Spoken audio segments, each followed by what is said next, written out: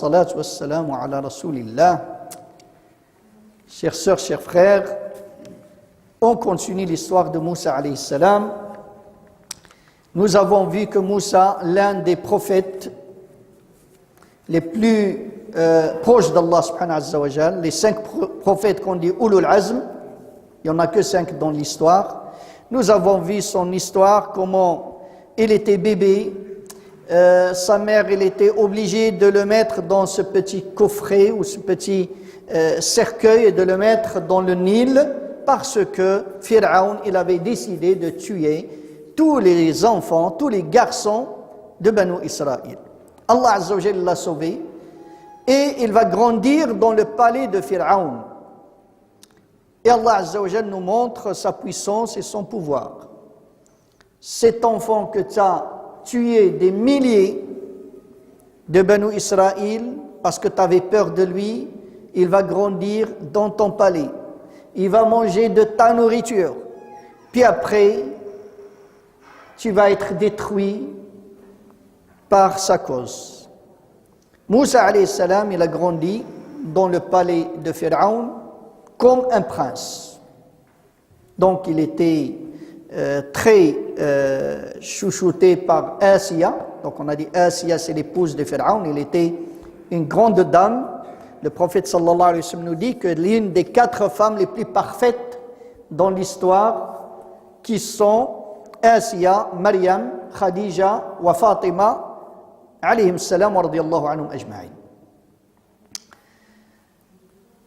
Allah Azza wa Jalla nous dit, toujours في سورة القصص ولما بلغ أشده واستوى آتيناه حكما وعلما. Quand il est devenu un garçon, ça veut dire un bon jeune homme, on parle de 16, 17, 18 ans, Allah dit آتيناه حكما وعلما. On lui a donné de la sagesse, du pouvoir et du savoir. Donc Moussa alayhi salam, le pouvoir parce qu'il gérait quelques affaires de Pharaon, et la science et la sagesse. وَكَذَلِكَ نَجْزِي الْمُحْسِنِينَ. Il était un bienfaiseur. Et ça, c'est une preuve que Moussa, bon, jusque-là, Moussa, il n'est pas prophète encore. Que Moussa, il n'a jamais adhéré aux injustices que faisait Pharaon et son peuple. Il n'a jamais adoré Pharaon, il n'a jamais adoré les statues. Il était un monothéiste, il adorait Allah Azza wa Jal, suivait la religion de Banu Israël, qui est la religion de Yaqub alayhi salam et de Ibrahim alayhi salam. Un jour, Moussa alayhi salam est parti à la ville pour visiter, et c'était un moment où il n'y avait pas beaucoup de personnes, beaucoup de monde. On dit peut-être c'était un moment de sieste, ou bien un moment ou bien pendant la nuit. وَدَخَلَ الْمَدِينَةَ. Il est rentré en ville, على حين غفلة من أهلها. Donc il va trouver 2 personnes, un copte, un égyptien, qui maltraitait, qui frappait un israélien. Donc l'israélien, il est de Banu Israël, donc il est de la tribu de Moussa, et l'autre il était de la tribu ou bien de Pharaon. Donc l'Égyptien, il frappait l'Israélien. Et cet Israélien, il a vu Moussa, il lui a dit, Moussa, il est en train de me frapper, aide-moi s'il te plaît. Moussa alayhi salam, tellement il faut vraiment voir l'histoire. Banu Israël, ils étaient réduits en esclaves en Égypte. Donc maltraiter un Israélien, c'était quelque chose de normal. Mais Moussa, dans l'histoire, comme vous allez voir, on va voir beaucoup dans l'histoire, il avait vraiment, il se révoltait contre l'injustice. D'où la colère. À un certain moment, on va voir Moussa alayhi salam, il avait de la colère parce qu'il refusait. Il vivait dans le palais de Pharaon et il voyait comment traiter Banu Israël. Donc Moussa, il va frapper avec un coup de poing l'Égyptien, il va tomber. Quand il va le voir, il va trouver qu'il est mort. Et ça nous montre que Moussa, il était vraiment robuste. Il était très, très fort Donc il n'a pas voulu lui donner la mort, le tuer. Il a frappé, il trouve qu'il est mort. Moussa alayhi salam, il a regretté. Il va implorer le pardon d'Allah Azza wa Jalla. Il va dire, ce que j'ai fait, c'est l'œuvre de Shaitan. Ya Allah, j'étais injuste envers moi-même, pardonne-moi. Allah lui a pardonné. Allah dit, Innahu al-Ghafurur Rahim. Puis après, il va promettre à Allah, il va dire, Ya Allah, de ce bien que tu viens de me donner, c'est-à-dire ce pardon que tu m'as octroyé, je te promets d'être jamais, que j'assisterai jamais un injuste. Ils disent dans les exégèses, ça veut dire je ne travaillerai plus dans ce qui me confiait le palais de Pharaon. Et ça, c'est très important, ça nous donne un enseignement, c'est quand on fait des erreurs, c'est très important de ne pas être dans le déni, c'est d'avouer et de ne pas chercher des boucs émissaires. Moussa a dit Rabbi inni zalamtu nafsi, j'étais injuste envers moi-même. Pardonne-moi, ya Allah. Et quand on fait des péchés, c'est très important de les faire suivre par des bonnes actions. Le prophète sallallahu alayhi wa sallam dit, quand tu fais quelque chose de pas bien, de mal, fais-le suivre par une bonne action. La bonne action efface la mauvaise. Donc Moussa alayhi salam, maintenant, il a peur. Il est triste. Il ne sait pas comment réagir. Est-ce que je vais me dénoncer? Ils vont me tuer. Il ne savait pas quoi faire. Le soir, il n'est pas rentré au palais. Et le lendemain, il est toujours perplexe, il réfléchit, qu'est-ce qu'il va faire? Il va trouver quelque chose d'extraordinaire. Il va trouver aussi deux personnes qui se battent. Quand il va voir quelqu'un qui l'appelle « Oh Moussa, aide-moi s'il te plaît », il va voir, c'est la même personne qu'hier. C'est le même Israélien qu'hier. Il lui a dit « Tu es vraiment quelqu'un de mauvais. Hier, tu m'as demandé de l'aide et j'ai tué sans faire exprès quelqu'un à cause de toi, et aujourd'hui aussi tu fais des problèmes avec quelqu'un d'autre. » Et malgré ça, il voulait l'aider. Et quand Moussa alayhi salam est avancé pour l'aider, cet Israélien, il a compris qu'il va le frapper lui. Il a crié, il a dit « Oh Moussa, tu veux me tuer comme tu as tué quelqu'un hier? Tu veux vraiment être un tyran sur terre. Tu ne veux pas être quelqu'un de bien. » Alors en ce moment, Pharaon et le palais de Pharaon, ils cherchaient c'est qui a tué cet Égyptien. Eh bien cet Égyptien qui frappait maintenant, ou bien ce copte qui frappait cet Israélien, il a laissé les partis en courant dans le palais pour leur dire « J'ai trouvé celui qui a tué hier, eh bien c'est bien Moussa. » Tout le monde est content dans le palais. Pharaon, parce qu'il n'aimait pas Moussa, ils attendaient. Moussa, il était le protégé de Assia. Mais Pharaon, il attendait juste la bêtise, une bêtise que Moussa puisse faire. Et là, ils ont décidé de le tuer. Moussa, donc, ne savait pas quoi faire. Et un homme qui vient en courant le voir. Dans le Coran, il dit « Waja'a min aqsal madinati » un homme qui est de la périphérie de la ville. Ça nous donne une idée que c'est quelqu'un aussi de riche, un Égyptien qui était de Al-Pharaon, des proches de Pharaon, mais qui aimait Moussa alayhi salam. Il lui a dit au Moussa, j'étais dans le palais, ils ont pris la décision de te tuer. Sors vite, quitte l'Égypte. Je te procure un bon conseil, fais attention. Donc Moussa alayhi salam, il va quitter l'Égypte et il va prendre la route vers Madian. Mais quand il va sortir, lui, dans son intention, il voulait partir à Madian. Déjà, pourquoi Madian? On dit parce que Madian, rappelez-vous qu'on a parlé de l'histoire de Shu'aib alayhi salam, Madian, c'est le village où il vivait Shu'aib, mais aussi C'est le nom de leur ancêtre, qui était l'un des fils d'Ibrahim alayhi salam. Donc Ibrahim, il avait beaucoup d'enfants. On connaît Ismaïl et Ishaq, mais les autres ne sont pas très connus. Et là, il y avait aussi Madian. Donc Moussa, son ancêtre, son aïeul, on va dire, c'est Ishaq, qui est le frère de Madian. Il a dit, je vais chez ces gens, j'ai une proximité avec eux pour qu'ils me protègent. Mais c'est perdu, il ne savait pas la route. Il va faire un dua, Asa Rabbi an yahdiyani ila sawa'i sabil. J'espère que mon Seigneur me met dans le chemin droit, ça veut dire le chemin ici de Madian. Donc, il a marché des jours et des jours. On dit qu'entre là où il est parti jusqu'à Madian, il y a 8 jours. Donc 8 jours et 8 nuits de marche. Alors vous pouvez imaginer ce prince qui a grandi dans les délices et dans le palais. Là, il quitte l'Égypte.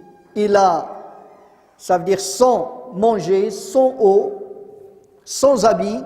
Comme ça, il quitte l'Égypte. Et 8 jours, il court. Ibn Abbas, radiyallahu anhuma, disait, il mangeait, Moussa alayhi salam mangeait les feuilles des arbres. Et il était pieds nus, il n'avait rien dans ses pieds. Et à force de marcher, la peau de ses pieds s'est détachée. Il saignait, alayhi salam. Jusqu'à ce qu'il est arrivé à Madian et s'est assis dans l'ombre d'un arbre. Ibn Abbas, il dit, alors que Moussa, c'est la meilleure créature d'Allah dans son temps. Ça veut dire, si toi, tu es éprouvé, ne pense pas parce qu'Allah, il t'aime pas. C'est juste peut-être que Allah, Azza wa Jal, des fois qu'on éprouve quelqu'un pour le rapprocher plus, pour que tu aies plus d'expérience. Il disait que tellement qu'il avait faim, son ventre, il était collé à son dos. Et là, il est assis, il voit devant lui un puits, et les gens de Madian abreuvaient leur bétail et prenaient de l'eau de ce puits. Mais il voit quelque chose qui va le choquer. Beaucoup d'hommes en train de prendre de l'eau, d'abreuver leur bétail, et deux jeunes femmes avec ces moutons, et ils étaient en train de chasser et d'éloigner les moutons de l'eau. Ils voient que ces gens, ils sont mauvais, sont durs.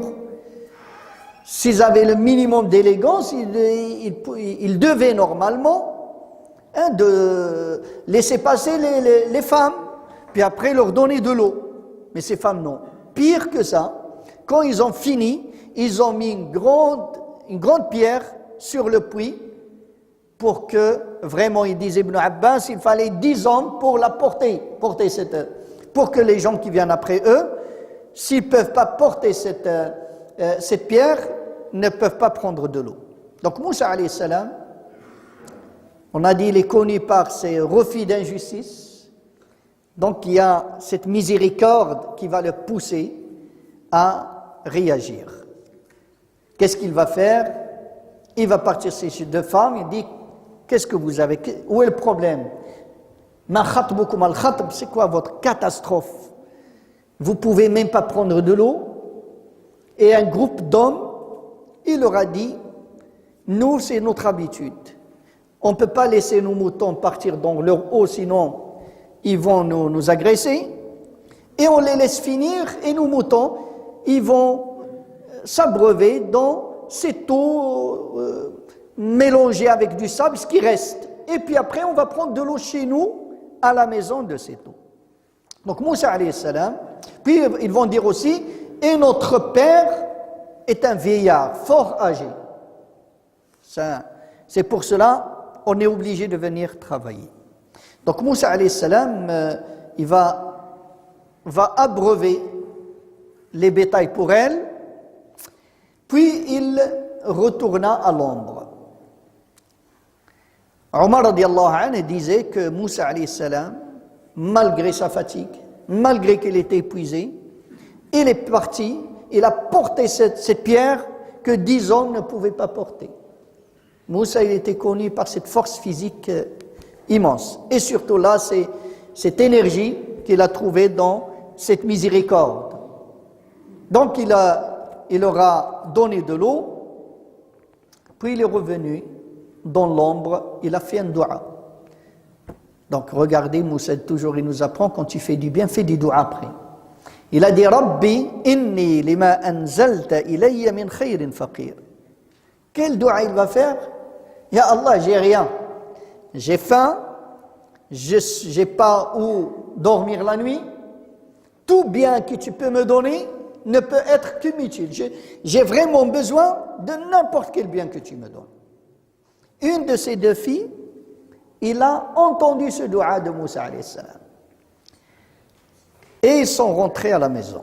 Quand ils sont rentrés à la maison, leur père, donc on ouvre une parenthèse, c'est qui ce père? Il y a beaucoup de divergences. On parle de Shu'aib alayhi salam.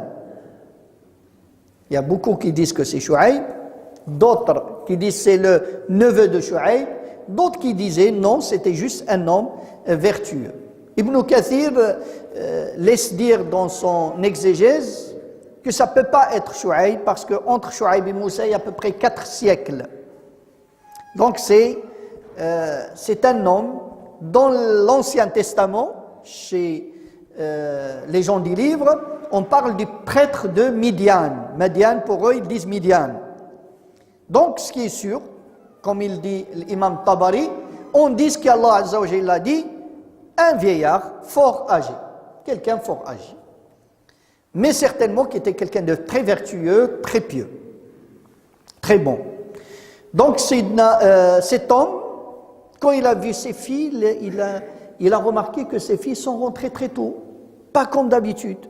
Il a dit, qu'est-ce qui se passe? Vous avez l'habitude de venir tard. Alhamdulillah. Donc, une de ses filles lui a raconté, cher père, voilà ce qui s'est passé. Il y a un étranger, un Égyptien, qui a eu pitié de nous, il est très bon, très gentil, il nous a aidés, etc. Et ce vieillard, il lui a dit, va vite l'appeler avant qu'il parte. Va vite l'appeler et qu'on le paye de cet effort qu'il a fait. Vous dites qu'il est pauvre, il est étranger. C'est important d'être reconnaissant envers lui. Et cette fille va partir pour l'appeler. Le Coran dit, il est venu avec une grande pudeur. Il lui a dit, c'est-à-dire cette fille a dit à Sayyidina Moussa, mon père t'appelle pour te récompenser du bien de ce que tu viens de nous faire. Donc il a suivi Sayyidina Moussa alayhi salam.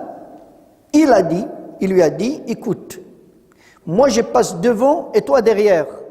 Et quand tu veux me montrer la route à droite, à gauche, tu jettes une pierre.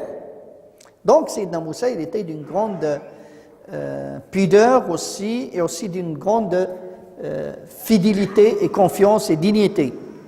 Une jeune fille, il n'a pas pensé, il a eu ce sentiment de responsabilité envers cette fille, jusqu'à ce qu'il est parti chez cet homme, ce Cheikh Al-Kabir.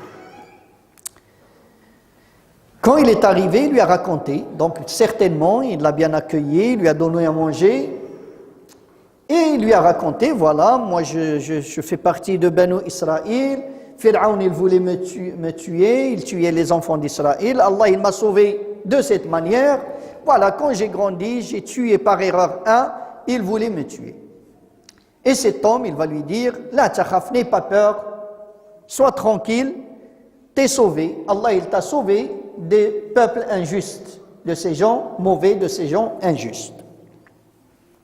Une des filles, il va lui dire, Ya Abati, cher père, fais-le travailler avec toi.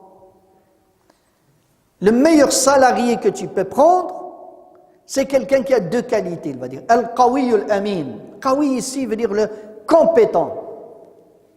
Le compétent, donc dans ce qu'il a fait Sayyidina Moussa, il a vu sa compétence dans le physique. Al-Amin, le digne de confiance. Et son père, il lui a dit, mais qui t'en sait d'où tu le connais pour témoigner qu'il est qawi amin.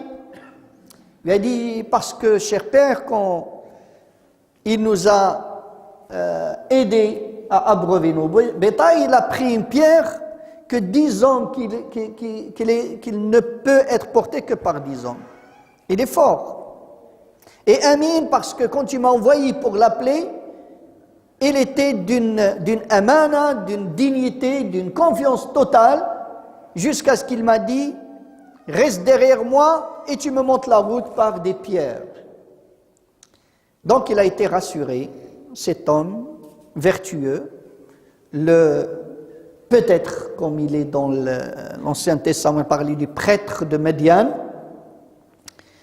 et il lui a dit, je veux que tu restes avec nous, et je veux te donner en mariage l'une de mes 2 filles, et la dot que tu travailles pour moi 8 ans. Donc tu travailles 8 ans, et ça la dot pour que tu te maries avec ma fille. Si tu veux faire 10 ans, c'est bien, mais moi je te demande que 8 ans. Ça veut dire, j'aime bien que tu finis 10 ans, mais le contrat il est 8 ans. Tu me trouveras min as-salihin, parmi les vertueux. Sayyidina Moussa, donc il va accepter ce contrat. Je reviens pour une petite parenthèse sur ce critère donné par cette fille de Moussa, de cet homme vertueux, d'un bon salarié, al-qawi al-amin. Tu veux faire travailler quelqu'un, 2 critères. Ne te laisse pas tromper par un sans l'autre. Quelqu'un de compétent, mais qui craint pas Allah Azza wa Jal, il va te prendre ton capital, ton argent. Quelqu'un de très religieux, très spirituel, de confiance, mais qui n'a pas de compétence, il ne sert à rien. Quand tu cherche le compétent, plus quelqu'un vraiment digne de confiance. Et aussi, nous devons nous rappeler de faire l'éthique du salariat, l'éthique du travail. Quand tu as besoin qu'est-ce qui se passe chez nous qui nous cause beaucoup de problèmes? J'ai besoin de faire de la peinture chez moi, tu appelles quelqu'un, viens, fais-moi un devis. Non, t'inquiète pas. Ya akhi, il n'y a pas mieux que la clarté. Voilà ce que tu vas faire, voilà ce que je vais te toucher avant de commencer à travailler. Puis après, il te sort quelque chose 3 fois plus que ce que tu attendais. Et des fois, il te fait un travail médiocre. C'est pour cela, c'est pas parce qu'il est à la mosquée que tu lui dis, il vient bricoler chez toi, ou bricoler ta voiture, etc. Et quand tu fais travailler, mettez les règles. Les règles, avant que tu travailles, je dois savoir combien tu vas me coûter. C'est pas à la fin qui sera un sujet de discorde. Al-Qawi al-Amin. Ibn Mas'ud radiyallahu anhu disait quelque chose de très très bon. Il disait Akthar ou la a'zamu an-nas firasa thalatha. Al-firasa c'est un don qu'Allah Azza wa Jal donne à des gens. Il le donne beaucoup aux gens pieux, aux gens vertueux, qui quand ils te voient, ils voient tes yeux, ils voient ton corps, ils savent ce qui est derrière ta tête. C'est ce que tu es quelqu'un de bien, pas bien, quelqu'un de vicieux ou non. Il s'appelle firasa. Ibn Mas'ud, il dit 3 dans l'histoire qui avaient une grande firasa. C'est qui? Abu Bakr radiyallahu anhu, quand il a instauré Omar comme successeur. Il était le meilleur calife pour les musulmans. Il dit, celui qui a le Aziz de Masr, quand il a pris Youssouf alayhi salam, petit, il a dit à sa femme, Akrimi mathwa, prends soin de lui, il sera quelqu'un de grand. Et Sahibat Moussa, l'épouse de Moussa, qui va devenir son épouse, quand il a dit à son père, fais-le travailler, parce qu'il sera quelqu'un d'utile et de bon pour nous. Donc Moussa alayhi salam, ayyuha al-ikhwa wal akhawat, va rester 10 ans à Médiane. Et après 10 ans, qu'est-ce qui va se passer? Ça va lui manquer fortement sa maman, son frère Haroun, sa sœur Maryam, il va décider de revenir discrètement chez lui à la maison pour visiter sa famille. Et il va surtout, il disait après 10 ans, peut-être l'affaire il s'est calmé.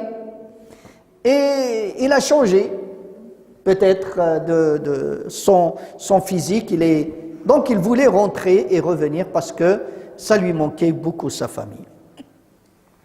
En route, il va se passer quelque chose d'extraordinaire.